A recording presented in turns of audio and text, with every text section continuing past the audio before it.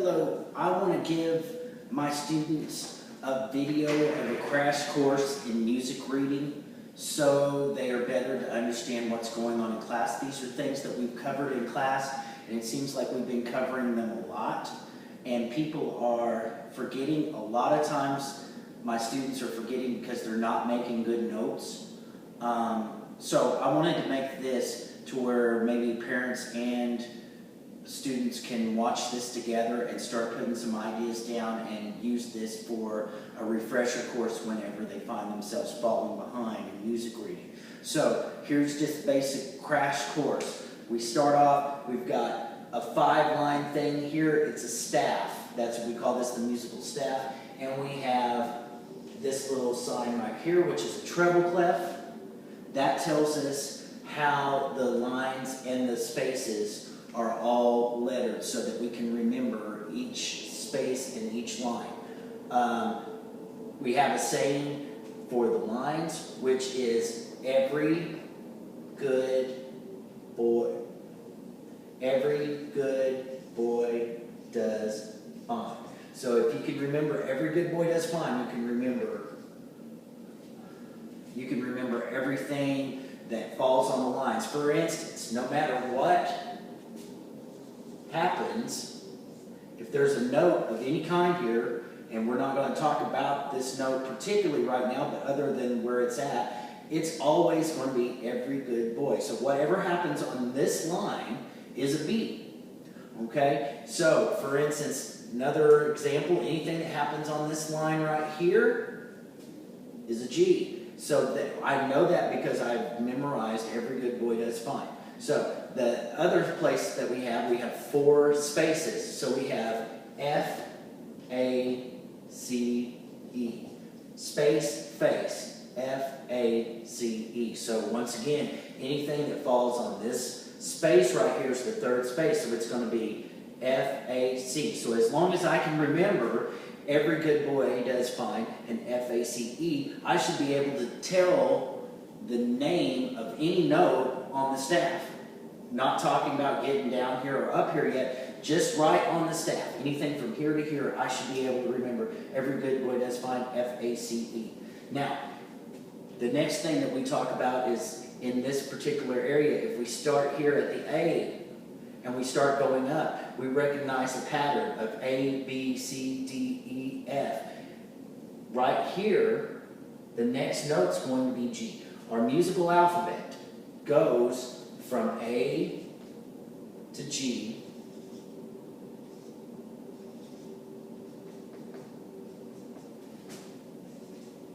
So, musical alphabet doesn't go from A to Z like our normal alphabet. It goes from A to G. And then in between these notes, in places, we have sharps, which basically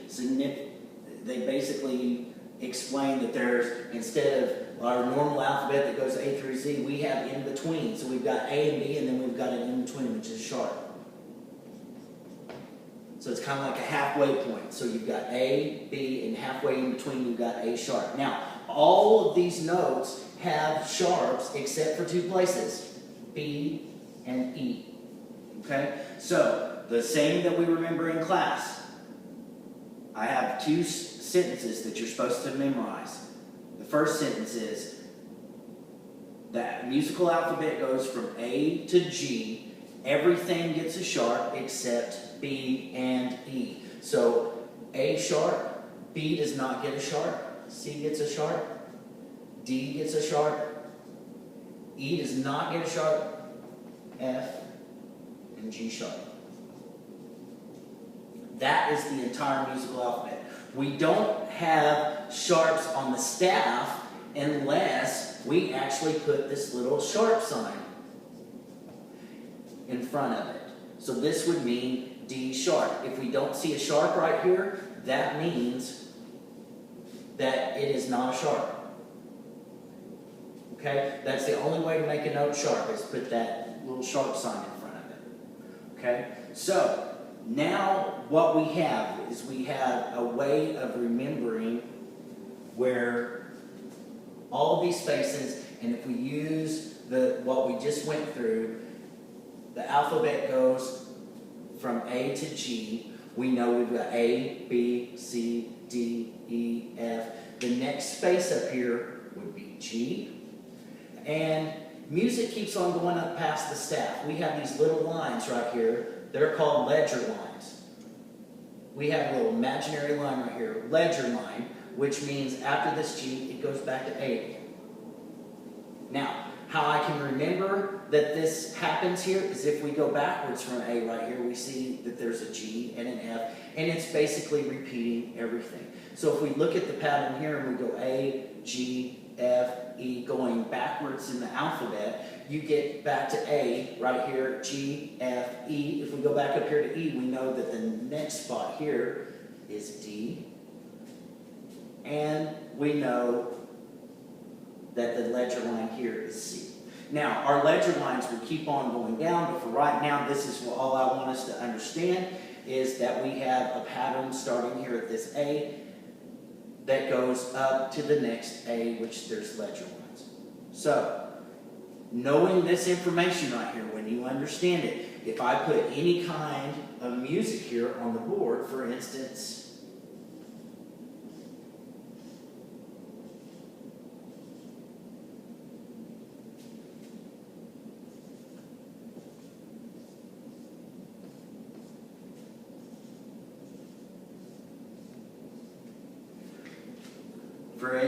here's a song that for beginners will play for their the first couple of measures that they will play for their first concert. It's Twinkle Twinkle. What we have here is two notes right here that are on the second line, and we know, if we remember Every Good Boy Does Fine, that this would be G. Every good. And then this is repeated. This would be D. Every good boy does. This is repeated. This is on a space, so I don't go by Every Good Boy Does Fine. I go F, A, C, E. And it's repeated. And then back to D, which we've seen before, but every good boy does. So right there, just with the information that we've talked about, our students should be able to label any note that's on the staff if they remember these two statements of Every Good Boy Does Fine and F-A-C-E. Okay? Now, the next spot, the next thing that we would need to learn is where to play them on the guitar, and we would need to know how long to hold this. So what we have right here is at the beginning of this piece, I have a 4-4. This is something that kids remember the top four all the time. The top four here means 4 beats in a measure. A measure are these little boxes that we split the musical staff in. This would be a measure right here. It's got a box right here, so I'm going to put 4 beats. So, the bottom number tells us how to count the beat. This means a quarter note gets the beat. These are quarter notes right here. So our crash course in rhythm would be, we have a whole note, which looks like this. And if you divide that whole note into 2 pieces, you get 2 half notes, which looks like a whole note, except they have tails. If you take the half note and you divide that into 2 pieces, you get a quarter note. And in our class, we've talked about ways of connecting this, which means there's 4 quarters and a dollar. If we look at a clock, for instance, a quarter till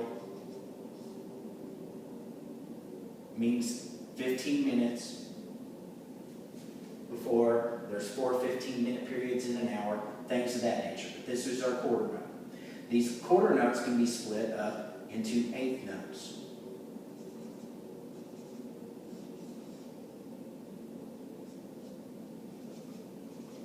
Eighth notes look just like quarter notes, except you connect 2 of them together. The reason we connect 2 of them is they usually share a beat. If they don't share a beat, 1/4 note looks, 1/8 note looks just like a quarter note, except it has a flag. But for right now, we're just going to be concerned with this much. We have a whole note. So inside our measure, We can have a whole note, we can have 2 half notes, we can have 4 quarter notes, or 8 eighth notes. We basically can have, if we divide this in half, right down the middle, we can have all kinds of variations on this. You can have a half note and 2 quarter notes. You can have 2 quarter notes and a half note. You can have 4 eighth notes and a half note. You can have 4 eighth notes and 2 quarters. It's all there. So that's why we split these up. 1, 2, 3, 4. And we have the other 4 in another measure right there. So at this point, your student should be able to clap this rhythm. A quarter note would be, if I was keeping a beat, the quarter note gets 1 note per beat in 4/4. So every time that my drumstick hits the drum, another note happens. G, G, D, D, E, D, D, D. If we were going to do this in half notes, we would need to make this twice as long, and we would have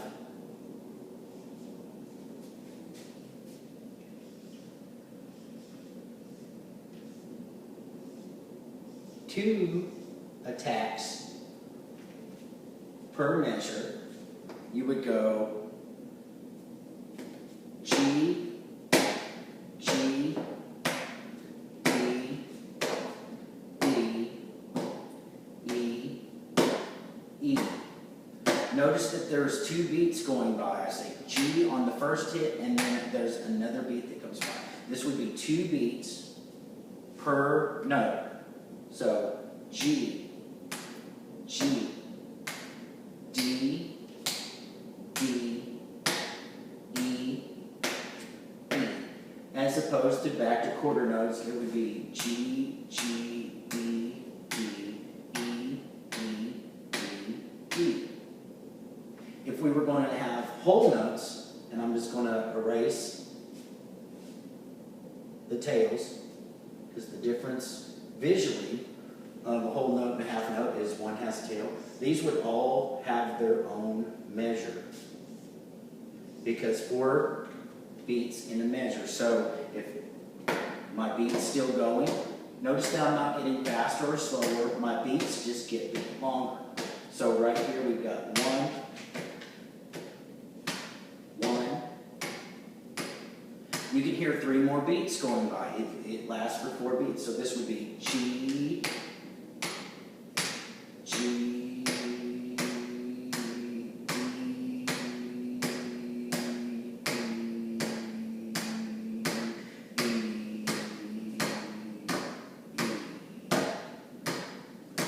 as opposed back to quarter notes, which G, G, E, E, E, E.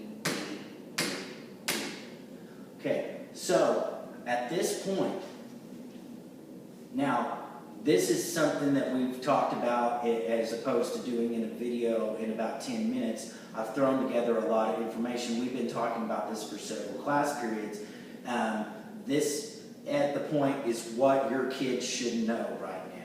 So your kid should be able to look at this music and be able to, in their own time, be able to use Every Good Boy Does Fine, FACE, and be able to figure out the name of each one of these notes. They should be able to clap the rhythm and say the name of the note in time. If I did a beat like this, they would be able to clap through and go E, E, E, E, E, E, E.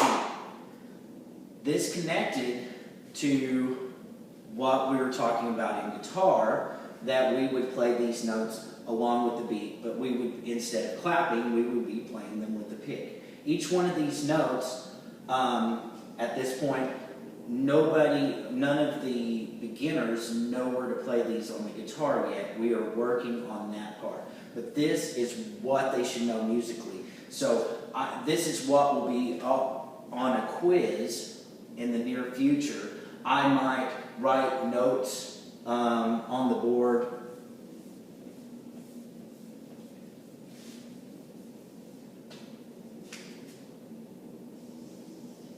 I might give a quiz like this, putting notes on the board.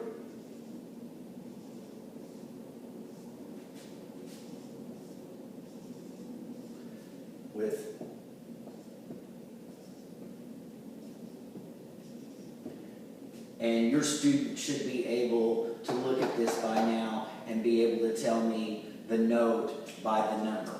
That should be something that they should be able to do by now. If not, they need to watch this video a couple of more times and be able to do it. They should also be able to tell me what these ledger lines are called. These imaginary lines are ledger lines, and they should know that this first ledger line here is C and the top ledger line is A. And the reason they know that is they can follow from A down the musical alphabet or up the musical alphabet without the sharps.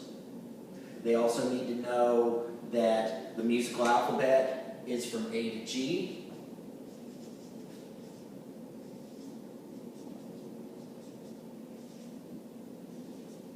And everything gets a sharp except B and E. On every quiz that I do in this class, I will ask them to write the musical alphabet for at least the first semester, if not the first year. They would be. By their second year, I want them so bored with saying that it just comes second nature. They need to be able to clap whole notes, half notes, quarter notes, and eighth notes. The difference between an eighth note, we haven't talked about that yet in this little brief thing that I'm doing. But an eighth note, if we were doing eighth notes, the first eighth note would come on the beat like this.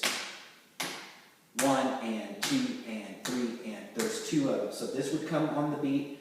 This would come when my stick is up. So it's 1 and 2 and 3 and 4 and.